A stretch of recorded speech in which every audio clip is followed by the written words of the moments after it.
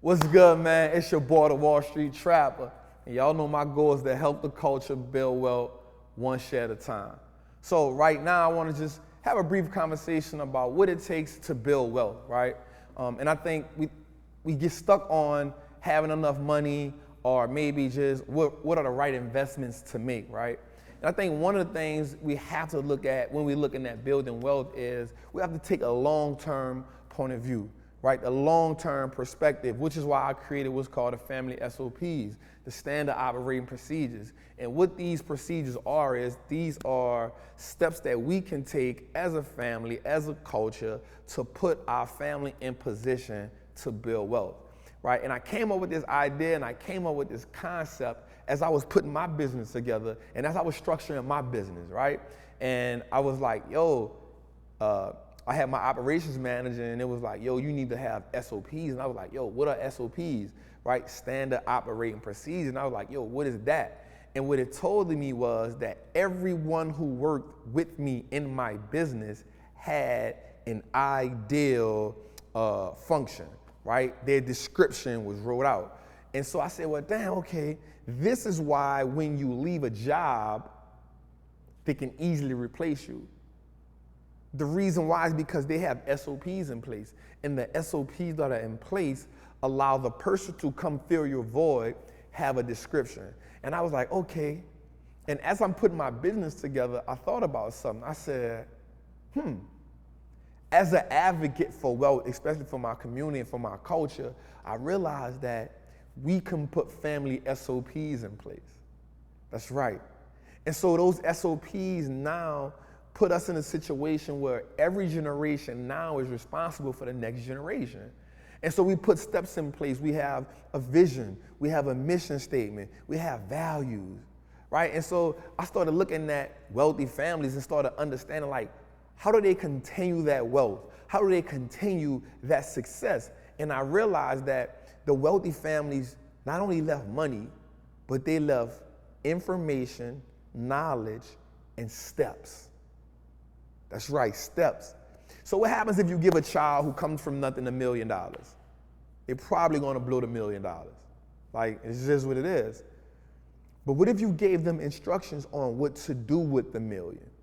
Where they can only get a certain percentage of the million as they've accomplished different things, right? And so when we think about the SOPs, it's saying, okay, here's the mission of the family, right? And so you're like, okay, Trap, like, how do my family don't want to listen to no mission. My family not going to want to build wealth like that. We want to get to the barbecues. We want to get to the holidays. We want to eat. We want to enjoy ourselves. And I think what happens is the first step is having a communication. And the communication, if we break that word down, is a common action, right? It's a common action amongst two or more people, right? That's how we communicate. So what happens is the first step to building wealth is first establishing communication with one another. How often can we say that we literally sat around and talked about money in our family? Was money often one of those situations that we strayed away from? Was it a taboo topic? I know in my household growing up, money was just like, yo, we only got money for bills, so don't ask me for nothing. And I know if you like me, you went to the store sometimes and your family was like, don't touch that, put that back, right? Ideally, that is simply saying we don't have enough money for that. So subconsciously, we already put that in our kids' mind that we don't have that. So one of the SOPs is having conversations every day with the family about money. That's right. The money that's coming into the home, the money that's going out of the home, including the kids in that money conversation. One of the things I do with my daughter often is I talk to her about stocks, I talk to her about money, I talk to her about business, I talk to her about financial literacy. I put up a post not too long ago on my page and my daughter said financial literacy was gonna save her. And so people was like, yo, that's amazing, how's he teaching his daughter this? And it's not that I'm pounding that to her. All I'm simply doing is having 1 word a day, 2 words a day. It's not hard to plant the seeds that they can lay the harvest from.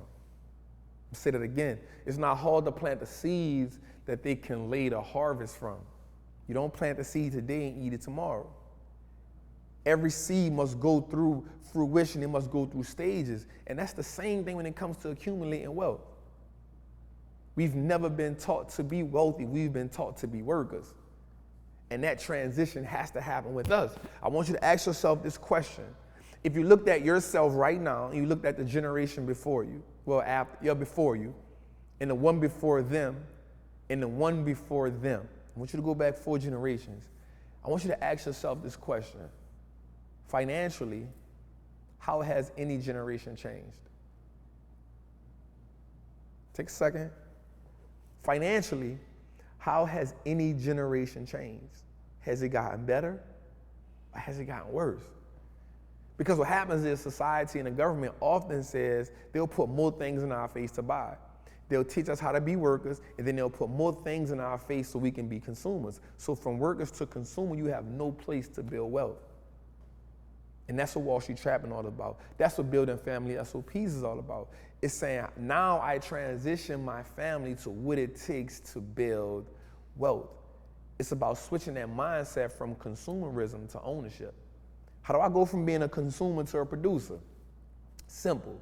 The first thing we do is start using our money as a tool to buy assets. See, there has to be a conversion. The money can't be something that simply is spent or used to pay a bill or used to buy a liability.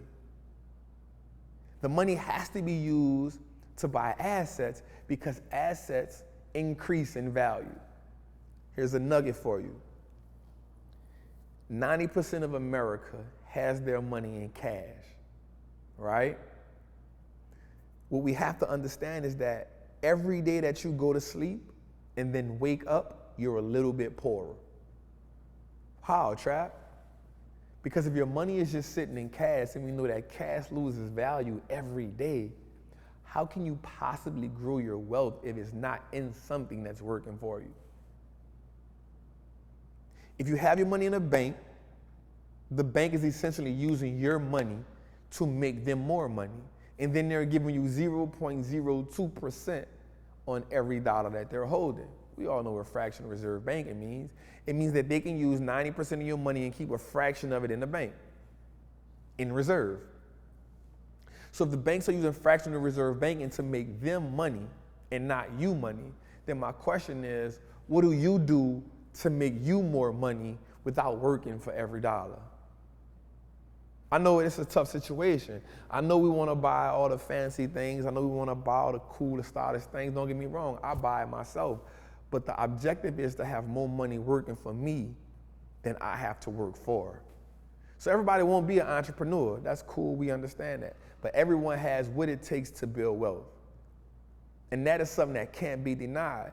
And so when we talk about these family SOPs, we talk about putting plays in place for us to not only turn our last names into an asset, but that we can attain, maintain, and preserve wealth. That's right.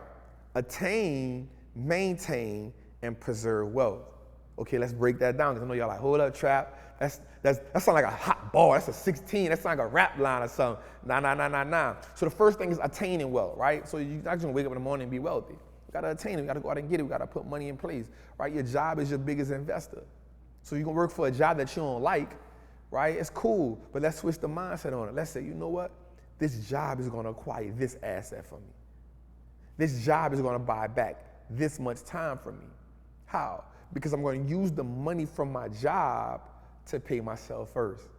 I'm gonna use the money from my job to acquire assets that buy me more time. I'm gonna use the money from my job as leverage in my life. So the first thing we do is attain the wealth.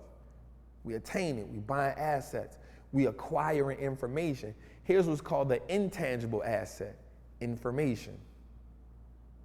Change the information, you change the compensation. Right? So here's what happens. We've been taught one set of information that has programmed us. We got to disattach ourselves from that information, put a new type of information in so we can now see and attack the world different. Information changes the compensation. If you never know how to invest, if you never know how to increase your value, then you feel like you got to work for every dollar. Your philosophy behind money is what takes you to the next level. Whoa. Trap, what do you mean by philosophy? So everybody has an idea of how they see money. That is your philosophy. How do you see money? What does money mean to you? Right? So the way you see money is how you spend it. You feel like I only work for every dollar to have this moment of joy, this moment of gratification. If you see this money, because most people only want to make $1 million so they can spend $1 million. Most people only want $1 million to say they can spend $1 million. You feel me? So look, I don't want to go too deep on y'all because I want y'all to stay here. I want y'all to trap me for sure. I'm going to have more talks like this, more conversations like this, because for me, it's more than just about stocks with me, man. It's about learning how to plant the seeds so that my culture can harvest. It's learning about how to plant the seeds, how to toil the seeds, how to nurture the seeds so the culture can flourish. So it's your boy, the Wall Street Trappin, man. My goal to help the culture build wealth one shot at a time, man. Trap with me. Yeah.